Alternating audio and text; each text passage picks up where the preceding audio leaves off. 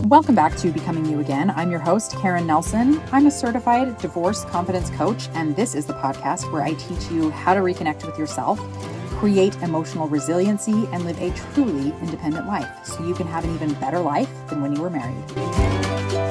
Hi, my friends. If you are new to the podcast, welcome. I am so glad that you're here. And if you've been listening for a while, hello. I'm again glad that you're back and enjoying what you're learning on the podcast. So for those of you who are new, let me just do a quick intro of myself if you're starting from today's episode and haven't gone back to listen from the beginning. I'm Karen Nelson. I'm a divorce confidence coach. I have two amazing kids, a 20-year-old daughter and a 17-year-old son. And I have an amazing boyfriend who has two kids who I've been with for the last 4 years now. I got divorced after 20 years of marriage. And after healing from my divorce and really learning to love myself and feel confident in this new life that I found myself in, I knew that what I wanted to do was help other women to be able to do the same. And so that's what I do. That's why I started this podcast, to help all of you as you transition from married life to divorced life. All right, so now on to today's topic. Today I'm going to be talking about handling triggers. I want to just mention that triggers can be a very touchy, delicate subject. I'm going to be teaching you some concepts that can help you when it comes to handling these triggers. But if you are dealing with very traumatic past experiences like sexual or physical abuse or any other forms of deep trauma, please know that it is good and important that you seek guidance with a therapist to help guide you through this trauma and the triggers that are coming up for you. But I also want to add that the concepts that I'm teaching you can work hand in hand with therapy as well. And for those of you who don't have deep-seated trauma, or if you've already been through the trauma therapy that you need, and you are still finding yourself in a place where you're emotionally doing okay, but you notice certain things coming up that are triggering you, then this episode will be able to help you handle those triggers. What I'm talking about today in terms of triggers is when you see something or hear something or think something, and then you have a strong emotional reaction, usually in the form of a negative emotion. This is, I think, how most of us would define a trigger, right? So I kind of want to break it down, what's really going on here, so that you can better understand why you're feeling triggered as often as you are after divorce. And then I'm going to give you some ways that you can better handle it when triggers show up, which for most of us is in the unexpected, right? My hope is that with this information, you'll be able to live your life with more confidence, that you won't be sent down an emotional death spiral when a trigger shows up, and that you'll know you can handle the negative emotion that comes up in your life. A lot of us live our lives in fear of being triggered, and that's just not a great way to live, right? So I'm going to help you understand why it's happening and what you can do to step out of that fear and really allow yourself to live your life with confidence, even when a negative emotion shows up. I want to use this example. Let's say it's a few months after your divorce is final and you open up Facebook on your phone, and the first thing that pops up is a Facebook memories from 6 years ago. And there are all these pictures and posts and comments from an anniversary trip you took with your ex. And everything is happy and everything was different at that time. And you see these pictures and you feel triggered. And you feel a strong emotional response of sadness and maybe regret or angry or even hatred. And then you feel like your day is just ruined because now you feel this way and your head is spinning in the memories and you're asking, why did this have to happen? And you just really can't pull yourself out of that emotional heaviness and sadness. And so you just feel like your day is completely ruined. And you blame it all on the triggers, right? We all do this. Now, I want you to also remember that this is just one example that I'm using of a trigger happening, but this could happen in so many different ways. It could be something your ex says to you. It could be him pushing your buttons, right? It could be a place you go or a song that you hear or even a tone of voice that your ex uses when you're speaking with him, or just seeing something or a memory pops into your head. It could be so many different things that can cause the trigger, but I'm going to use the example that I just gave about the picture on Facebook. And then you can apply what I'm talking about and teaching you today for whatever specific situation you have. So let me break down what's really happening in very factual terms so that you can see the facts of the situation and how the trigger is showing up. In the example that I gave, the facts are you open up Facebook and see some pictures. Those are the facts. I think it's really important that you understand the difference between facts and thoughts when it comes to triggers, because if we're talking about straight facts, those facts are pretty basic. There's no real emotion behind any of it. It's boring. It's even bland. You opened up Facebook and saw some pictures. Okay, boring, move on, next, right? So I want you to understand that it's not the pictures that are actually causing you to feel a negative emotional response. It's your brain giving you the meaning of a happier time, a life that's no longer a part of you, a meaning of loss. It's like that meaning acts as the actual trigger to evoke the strong negative emotional response. Like, I want you to picture an actual gun and the trigger of that gun being pulled. Before the trigger is being pulled, nothing is really happening with the gun, right? It's boring, it's neutral, it's just there. But once the trigger is pulled, there is a response that happens in the mechanism of the gun that is creating the response of a bullet being pushed out of the barrel of the gun. And that's kind of what's happening in your brain when you're being triggered. You're having thoughts, or you're telling yourself a story or giving the facts meaning in some way, and that is acting as the trigger, right?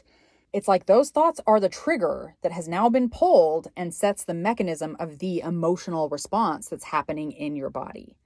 So to get back to the example, you see the pictures, you have the thought trigger that goes off in your head where all of the thoughts are swirling around and you immediately feel the negative emotional response in your body. And sometimes when we haven't learned how to process through our emotions, or we haven't learned to manage our minds, then we continue to trigger ourselves with more stories and more memories and more thoughts that trigger us and build up the heavy negative emotional response inside of us, leaving us having a bad day, feeling like we can't handle the emotions, feeling terrible and heavy and not really knowing how to step out of this cycle. But now that we know what is really happening when we're triggered, breaking it down to our brain telling us a story or giving us meaning to something, and then we feel the negative feeling because of that story, now we can work on being able to better handle the triggers when they show up. The first step is your own awareness of what's really going on.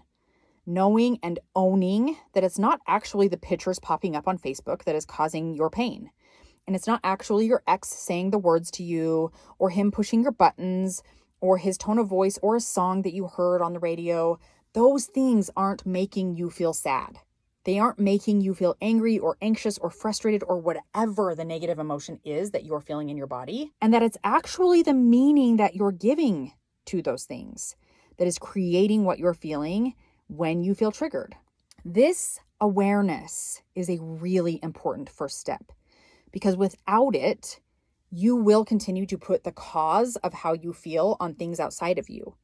And when you do that, it means that you need those things to change or to stop or to be different so that you can stop feeling triggered, so that you can stop feeling terrible, so that you can finally feel better. And it's just not true. None of that is true. You can stop or lessen the impact of the triggers and your negative emotional response if you want to. I want you to hear me clearly when I say this. When you do this, when you recognize the awareness, that puts all of the power of living your life the way you want to back in your hands. And that is a beautiful, powerful place to be. So awareness that it's your own brain acting as the trigger is step one. Step two is deciding what meaning you're going to give to the certain situations. Now, this is going to take practice. It is not going to happen overnight most times.